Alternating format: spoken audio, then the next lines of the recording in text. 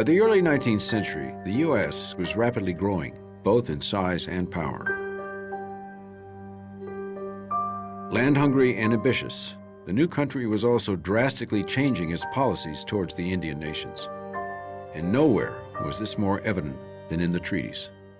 The United States' primary interest in treaty making was to acquire Indian land.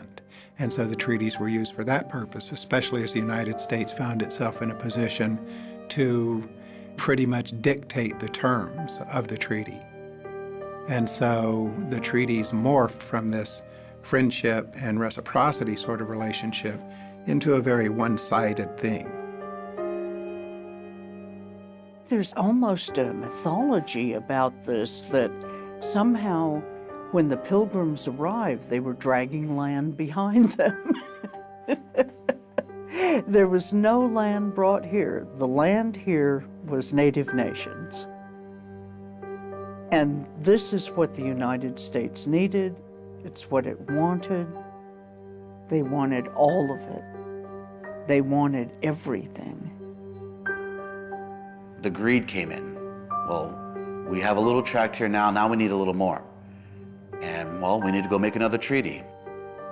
We didn't understand that eventually those treaty-making processes ended up to the acquisition of all of our ancestral homeland.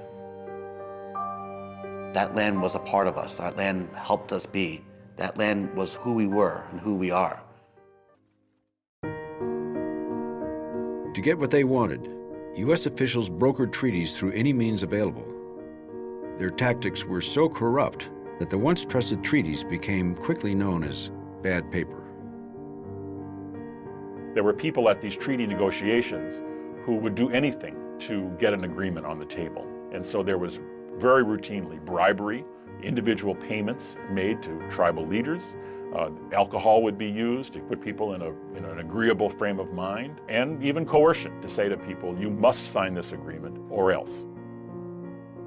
Every means of trickery and fraud was employed against Native nations. The United States would appoint a false leadership, people who had no right to speak for the tribe, and say, you're the leader of this tribe, sign this paper giving away all your land. They have neither the intelligence, the industry, the moral habits, nor the desire of improvement. The tribes of Indians inhabiting this country were fierce savages. To leave them in possession of their country was to leave the country a wilderness. It's important in the great American mythology to describe the Americas as wilderness. Because of its wilderness, then there's really nobody to dispossess. It was okay to come here and prosper and conveniently forget that there were already people and civilizations in place.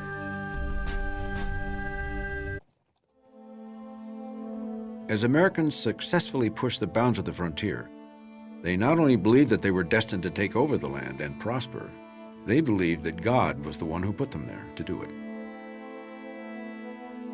They believed that it was God's will, that the United States should be a continental nation stretching from the Atlantic to the Pacific.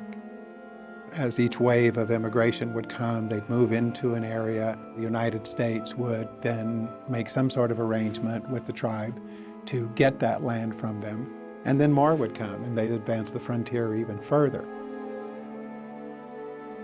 The power of manifest destiny, of expansion, of inevitability, of God's providence helped to rally people around not only the idea of Americans as entitled to North America, but rallied them around the idea that Indian people were barriers to civilization and barriers to progress.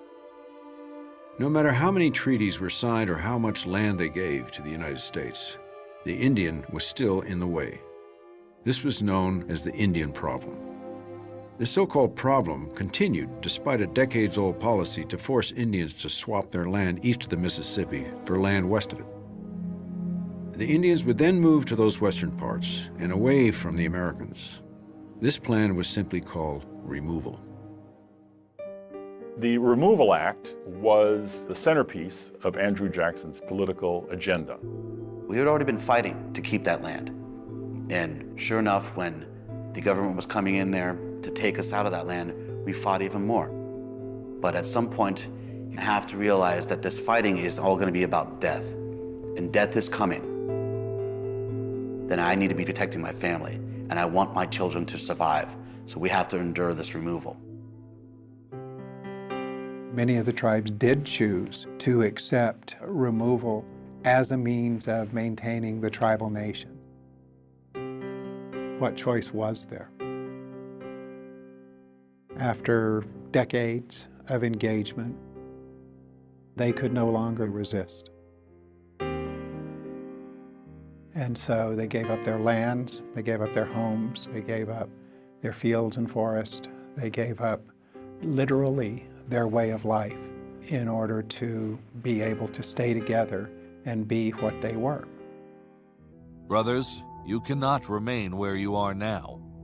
You have but one remedy within your reach, and that is to remove to the west. May the Great Spirit teach you how to choose. The loss of land was devastating, and so was the loss of lives. The most famous of these incidents was the Cherokee Nation's Trail of Tears, but there were numerous other trails just as violent and just as crushing.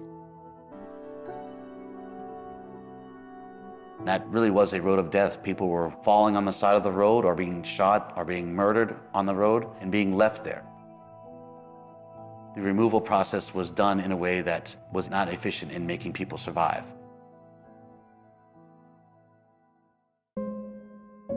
Of the millions of Indian people that lived before the first colonists arrived, by the end of the 19th century, only 250,000 remained.